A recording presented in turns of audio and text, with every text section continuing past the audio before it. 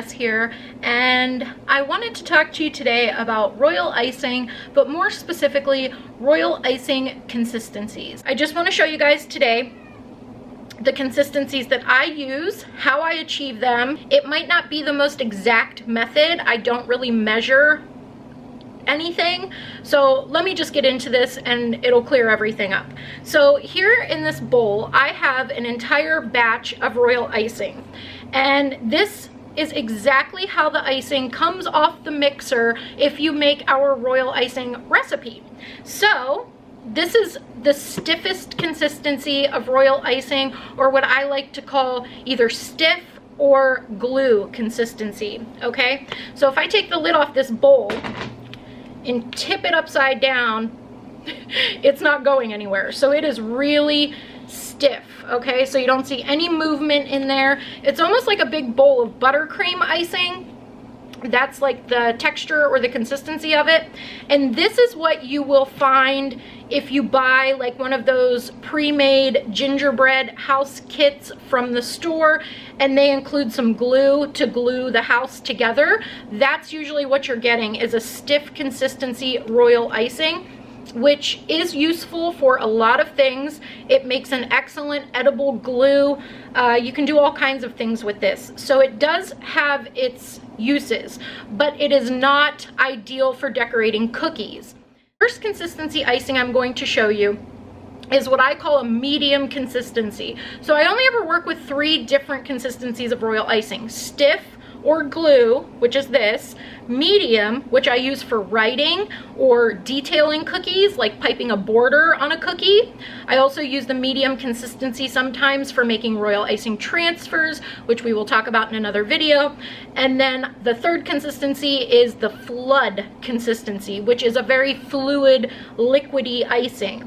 And that is what I use to outline and flood my sugar cookies, and to make royal icing transfers, a lot of things. I'm going to show you today how I achieve those and what they look like. So this will be the first one, and this again is just how it comes off the mixing bowl. So the first thing I'm going to do, and this is basically how you would do this if you had just made a batch of royal icing and taken it off the mixer. This would still maybe be in your mixing bowl. The big thing that I want to tell you though is your royal icing always needs to be covered when you're not using it.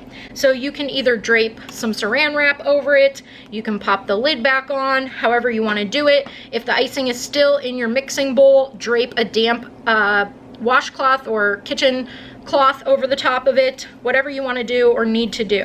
I'm going to take a spoonful of my stiff or glue consistency royal icing. So mind you, this is not a lot of icing in this bowl. Normally I would thin a lot more icing than just this small amount. You always want to thin your icing to the desired consistency before you color it. So you wouldn't want to thin this bowl, color it, get more out, thin it, color it, because then all your colors might be different, slightly different consistencies. You don't want that.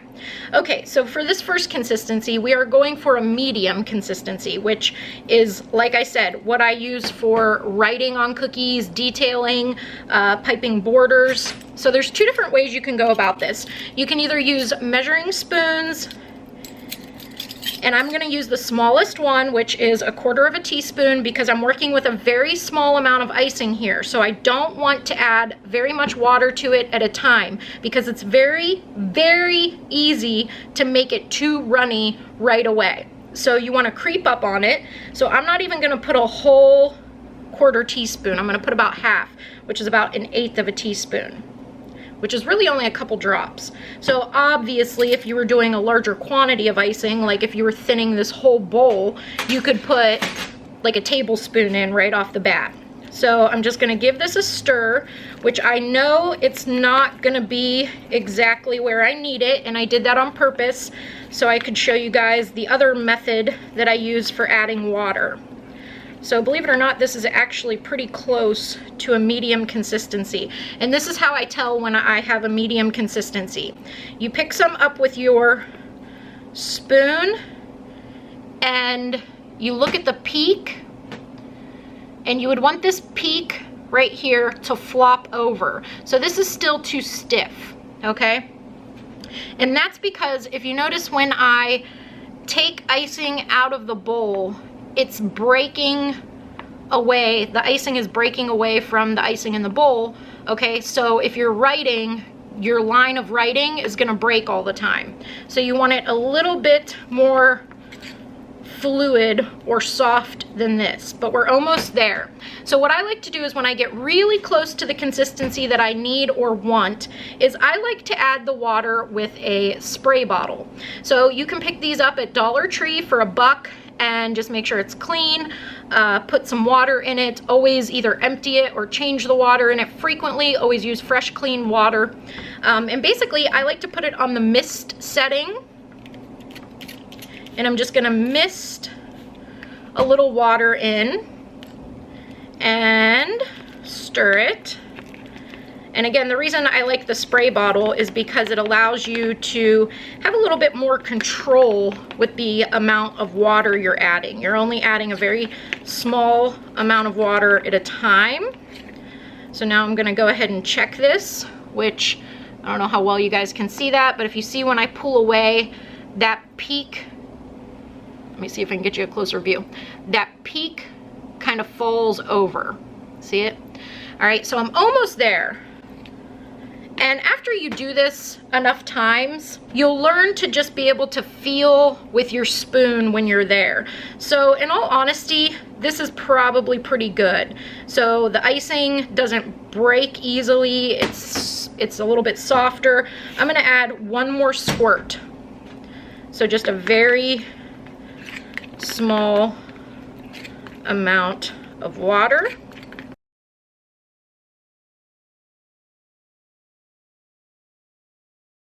And that is just about perfect. So I'm trying to get you guys a good view here. See how when I pull away it stretches, like it doesn't break, it stretches. I'm just going to go ahead and put this in a piping bag because again, you don't want to leave it uncovered. Okay, so I just tied my bag in a knot so that no air can get to the icing. Now I'm just gonna use the same bowl because we're just putting the same icing in it. Now this is the third consistency. So we've got our stiff, our medium for writing, and then this is gonna be our really liquidy, runny consistency, and this is for outlining and flooding cookies. Okay, so because I know I am going for a flood consistency here, which is what I call it, a flood consistency, I'm going to go ahead and add more water than I did with the other consistency right off the bat. I'm going to add 1/2 teaspoon of water, and then I'm just going to stir that in. And be careful when you very first start to stir it in, because the water, as you can see, just dripped everywhere. Okay. And I of course will be showing you guys the difference between the two consistencies and how they behave on a cookie and how they each do a different job.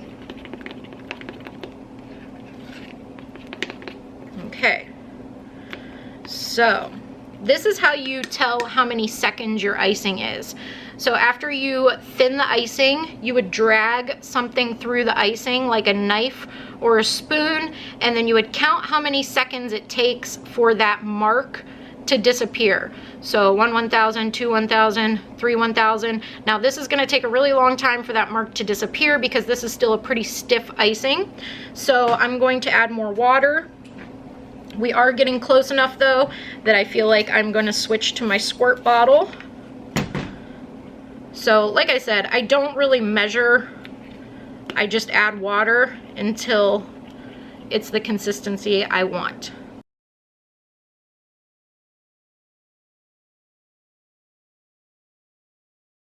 All right, so I think that's pretty close.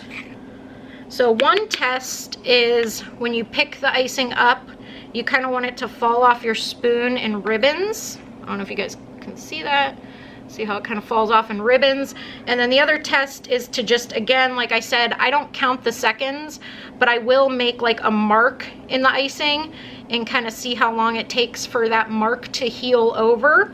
because ultimately that's the goal of the icing on the cookie, is for it to heal over and get perfectly smooth. So this is pretty close. I don't like to go too thin because again, it will run over the edges of the cookies, but this is a little bit on the thicker side. You can also take a little icing and drop it down into the bowl and see how long it takes for that drop to disappear.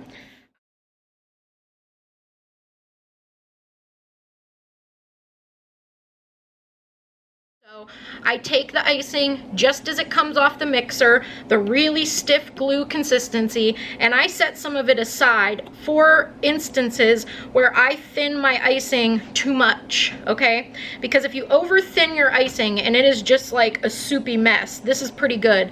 But if it's just a soupy mess and you know you're not gonna be able to work with it and it's just gonna run off your cookie, the best way to thicken it back up is to add thicker icing to it, okay? So you don't want to add more powdered sugar because then that's going to throw off your ratio of powdered sugar to meringue powder, and it never works out well when you try to add more powdered sugar.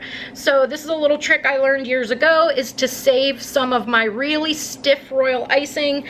And if my flood consistency icing gets too runny, you just add a little teeny dab at a time of the stiff icing back into it until it thickens back up to where you need it and where it's easy to work with.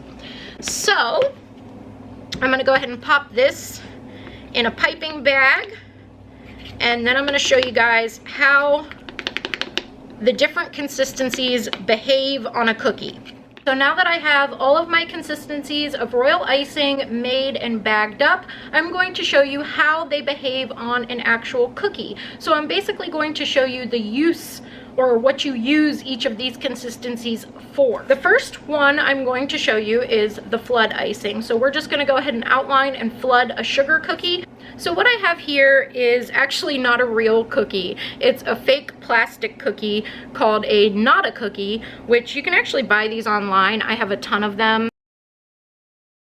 But you can buy them from www.nadacookie.com. We use them in our cookie classes, so you know, each student gets a cookie to practice on before they start their real cookies.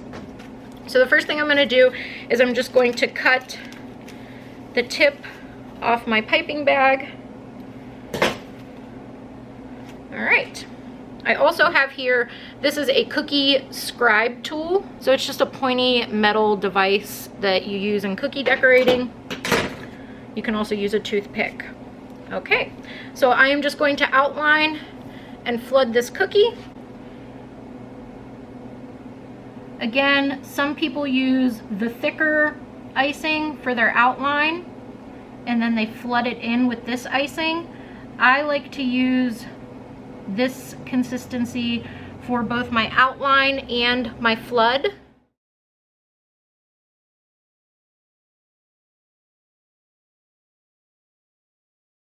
That is so my outline disappears. I do not like for the outline on my cookie to be visible. If you use a stiffer consistency icing for your outline, you might be able to see it.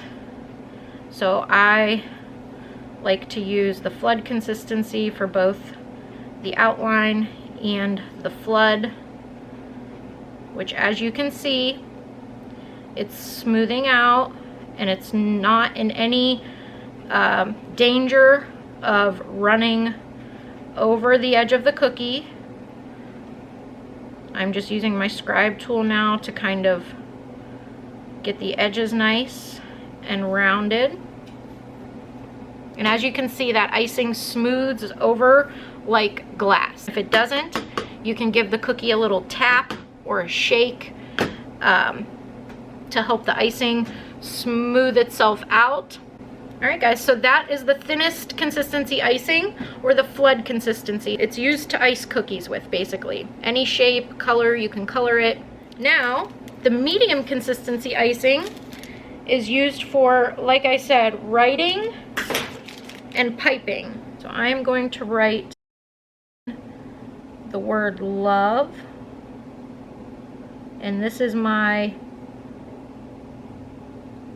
medium consistency icing. See how it holds its shape? It's nice and clear and crisp. So I'll show you the difference.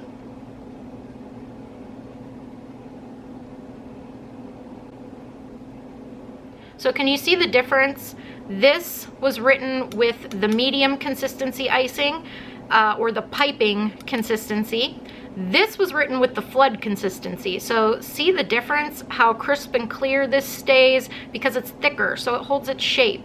This is made to puddle, this bottom consistency or the flood consistency, it's made to do that, okay? You purposely want it thin so that it smooths out on the cookie when you're icing a cookie. It's not really meant to hold its shape and not move.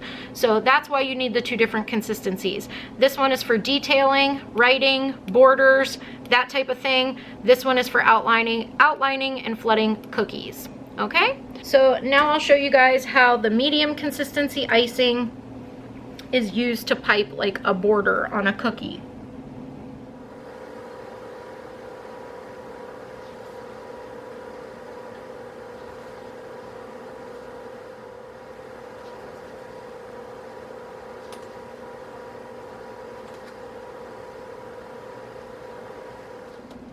Okay, so see how the border held its shape nicely? So that's what the medium consistency icing is for. Writing, borders, detailing, things like that. All right guys, that's it. That is a pretty good starting point for working with royal icing, especially in terms of cookie decorating. And also we will be getting into, in a future video, royal icing transfers and chocolate transfers, but you kind of need to know this information to be able to make royal icing transfers. So play around with it, go ahead and make a batch of royal icing, try the different consistencies out. Basically, you know if you've got them right, if you can write with the medium consistency, and if you can outline and flood with the flood consistency, and it doesn't run over the edge of your cookie, and it smooths out like glass. So thanks so much for watching today's video. Be sure to subscribe to our channel here if you enjoy our videos, and we'll see you guys next time.